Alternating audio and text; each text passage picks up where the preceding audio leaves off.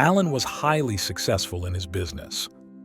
Gratefully recognizing God's actions on his behalf, he decided to call a lawyer and an accountant and ask them to add God as a partner in the company's documents. While trying to fulfill the request, the lawyer and the accountant soon realized how difficult it was.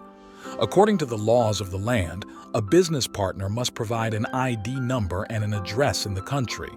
How could they find God's ID and address?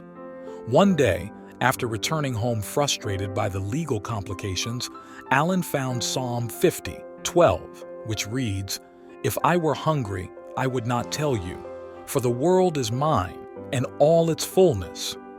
Immediately, everything became clear to him. The words, "the world is mine and all its fullness," hit him as never before.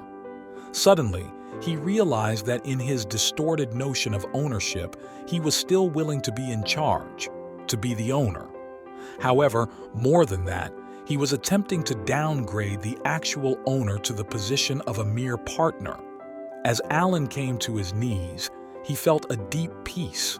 He understood that instead of being the owner, he had been given the temporary privilege to have his name on the documents of God's company. Moreover, God was simply asking Alan to manage that company on his behalf, to fulfill God's holy purposes on earth, to reach others for eternal life. If he would humble himself and connect with the owner through prayer and studying his word, Alan understood that he should never worry about that company's problems anymore. God, the true owner, would take care of every detail, not only of that company but of his life. Some Christians may still believe that they can help God's cause with their possessions, but the opposite is true. While we are still alive, God is helping each of us, constantly imparting to us possessions He has in store.